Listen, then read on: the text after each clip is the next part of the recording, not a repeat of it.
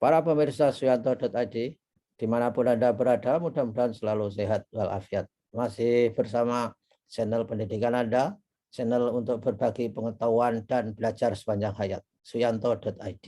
Nah, pembicaranya, tamu istimewanya masih tetap, yaitu Bapak Dr. Zainal Mutakin Sofro, ahli ilmu faal manusia. Beliau adalah dari Fakultas Kedokteran, Kesehatan Masyarakat, dan Keperawatan Universitas Gadjah Mada. Apa yang akan kita bicarakan? Tapi sebelum saya memberitahu temanya, saudara, supaya jangan lupa klik subscribe dan menyebarkan video ini. Karena video ini memandung edukasi bagi siapapun. Dan juga saudara bisa klik lonceng dan komentar supaya Anda bisa mendukung kami untuk mengedukasi banyak orang. Nah, kali ini kita akan berbicara mengenai bagaimana transisi kita dari bulan Ramadan memasuki bulan-bulan biasa. Karena kita akan punya kebiasaan-kebiasaan yang akan sedikit berubah dan ada adjustment. Bagaimana dilihat dari kacamata sehat holistik, maka Ustadz Zainal Mutakin akan tausiah dalam hal ini. Kita sapa dulu. Assalamualaikum warahmatullahi wabarakatuh, dokter. Waalaikumsalam warahmatullahi wabarakatuh. Nah, dok, sebentar lagi, insya Allah kita akan mengakhiri puasa. Dan mudah-mudahan akan ketemu lagi bulan puasa tahun yang akan datang. Nah, apa yang perlu kita siapkan secara fisik, mental, selama setelah kita tidak berpuasa, atau mungkin setelah puasa Syawal lah, untuk kehidupan yang biasanya kita lakukan. Tentu saja kita telah terhabituasi karakter-karakter positif di bulan puasa, itu mungkin akan terpelihara ketika kita tetap istiqomah. Dok, gimana dok penjelasannya, dok?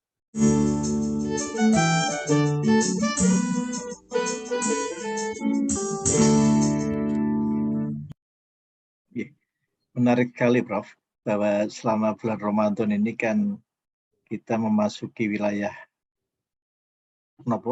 Kawah Condro Timur. Di dalam dunia kedokteran itu, Prof, ya, kalau kita mengkonsumsi obat tertentu, memang tidak boleh loh langsung berhenti. Nah, oh ya. Itu yang dinamakan tapering off. Oh, tapering off. Tapering off. Jadi kalau misalnya minum obat prednison atau kortison, itu kalau langsung berhenti, itu malah jadi tekanan darahnya naik. Kemudian moonfish. Oh ya. Moonfish ini tidak seperti syair lagu loh, Prof. Indahmu kulihat bulan gitu. Tetapi betul-betul ini karena efek dari penghentian obat yang mendadak. Jadi bengep itu, Bos. Bengep. Ya. Itu tidak sehat itu, Prof. Ya. Nah, ini menarik. Jadi kalau kita kenal di balik rahasia puasa Ramadan itu, sebetulnya idealnya puasa Ramadan itu sepanjang tahun, Prof. Oh, nggih. Idealnya.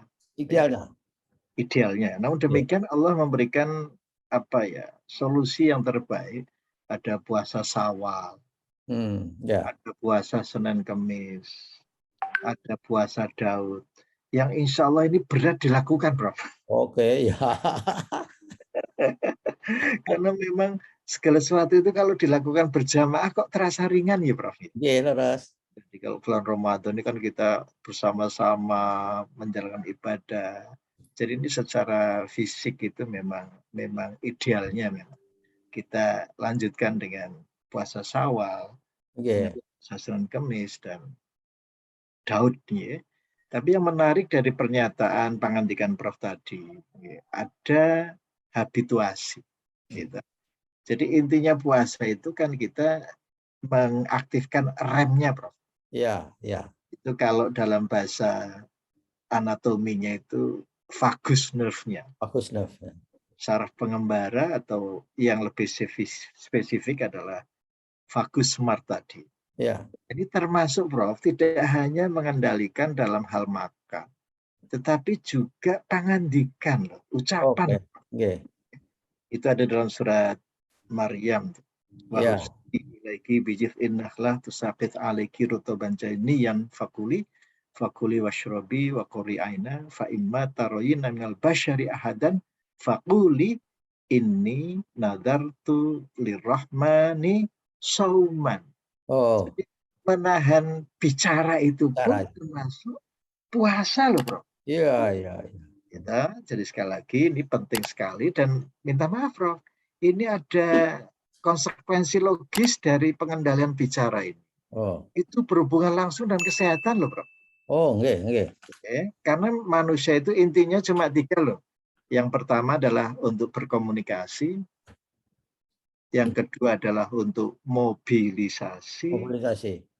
dan yang terakhir adalah imobilisasi, Bro. Oke.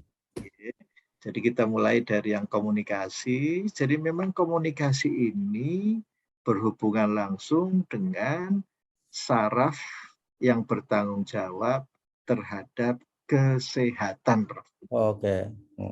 Dan itu Mobilisasi. nanti Mobilisasi, Dok.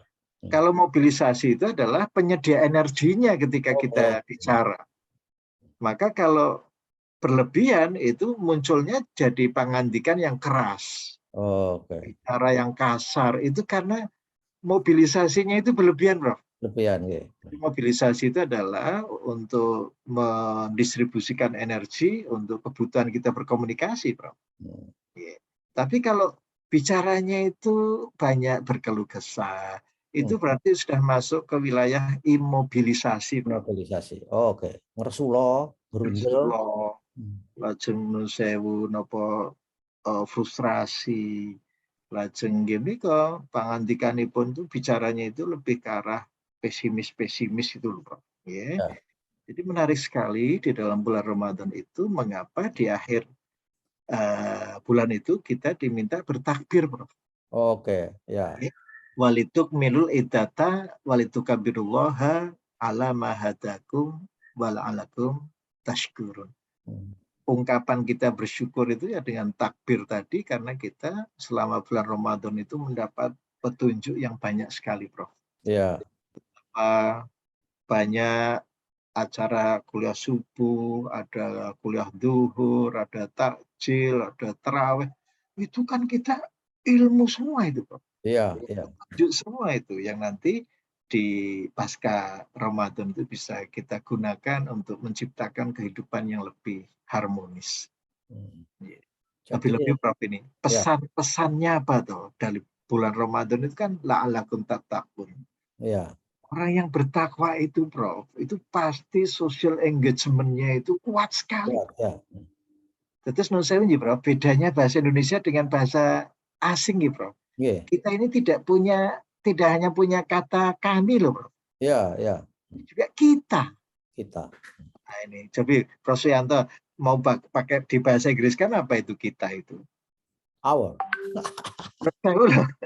Jadi bahasa Indonesia itu bahasa yang luar biasa bagus, Prof. Gitu. Jadi jangan keakuan tetapi kekitaan. Itu didukung oleh sikap takwa, Prof. Wah, dari bulan puasa selama Ramadan. Nah, lebih dari berkomunikasi itu, Prof. Itu ada dalam surat An-Nisa ayat 1. Wattaqullahalladzi tasa'aluna bihi wal arham. Hendaknya dalam kita itu berinteraksi itu punya modal takwa, Prof. Yang dibungkus oleh arham, kasih sayang. Nah, ini jadi mengapa kan ada istilah silaturahim ya, Prof? Nanti jangan kaget kalau sawalan itu ayat andalan Ustadz itu wasari'u, Prof.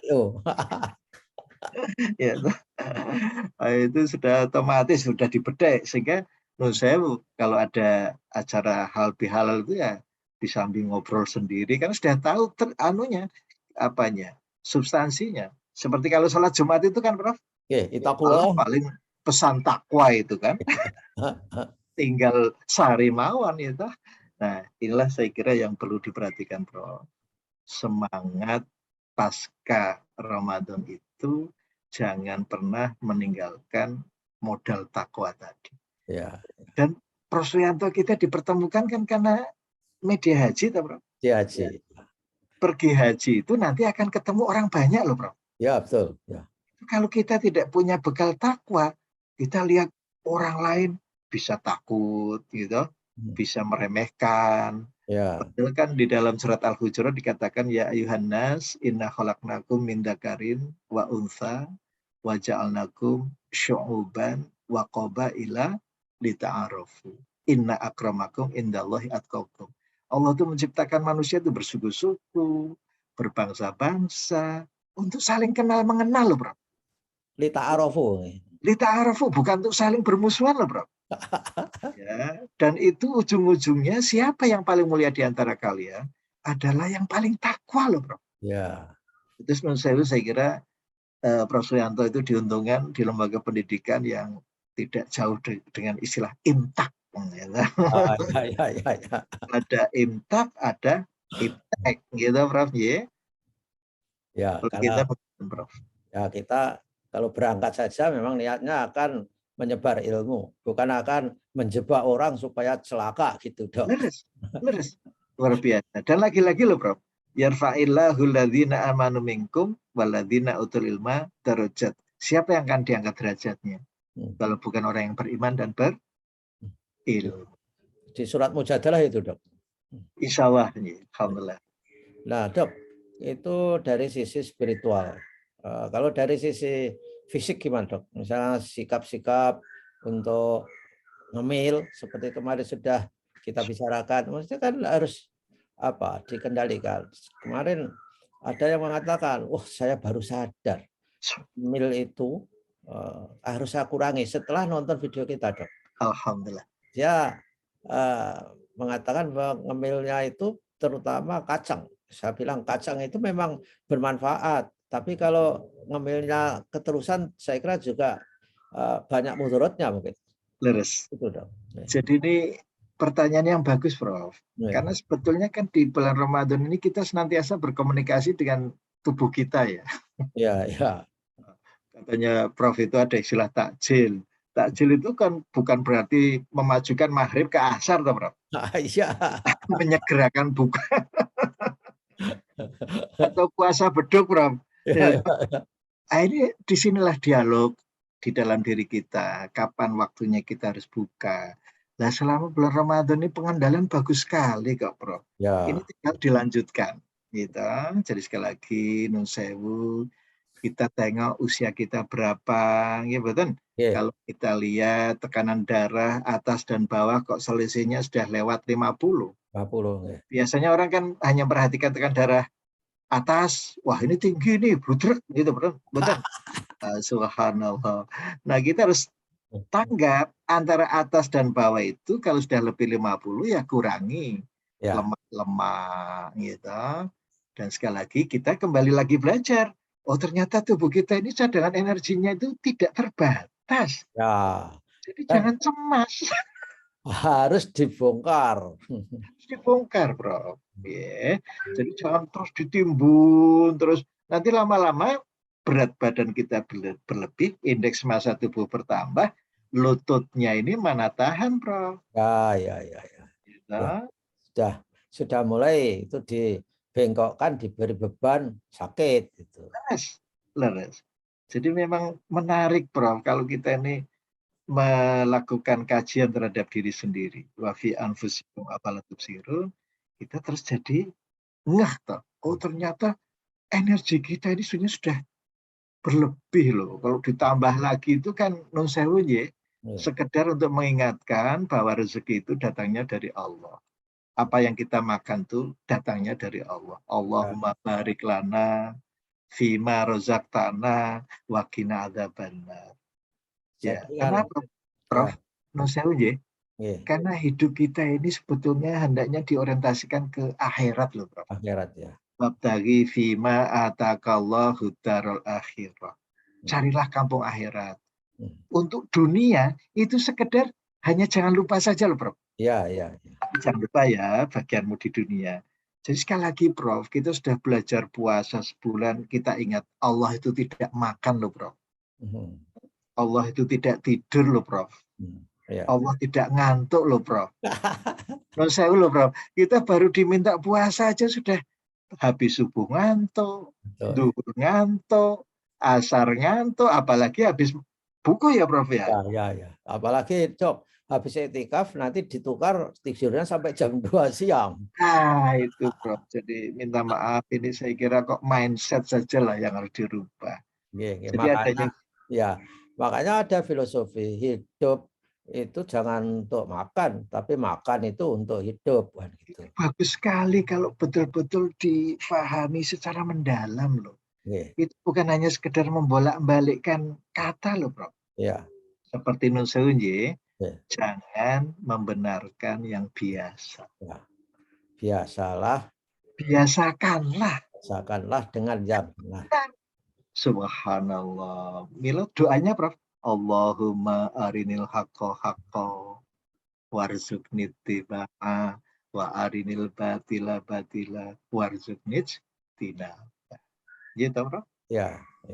Wah, luar biasa Dok. Jadi kesimpulannya adalah bahwa puasa itu hasilnya dari pengalaman spiritual, pembentukan karakter, ini memang harus kita laksanakan dalam kehidupan real sehari-hari di luar puasa. Insya Allah.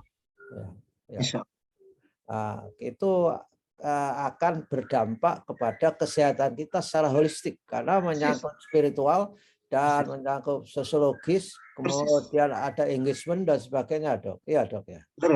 Leres. Ya baiklah, Dok. Saya kira ini sudah banyak hal yang kita berikan bekal kepada kita semua untuk menjalani hidup di luar bulan puasa dengan perolehan insya Allah takwa. Dengan demikian saya kira hidup kita akan sehat secara holistik. Terima kasih Dokter atas tausiah-tausiahnya selama ini. Dan saudara-saudara ikuti kita bersama Dr. Zainal. Ini akan mengumpulkan bagaimana rahasia hidup sehat secara holistik. Sehat yang lebih preventif dan tidak selalu tergantung kepada obat. Terima kasih Dok. Wassalamualaikum warahmatullahi wabarakatuh. Waalaikumsalam warahmatullahi wabarakatuh.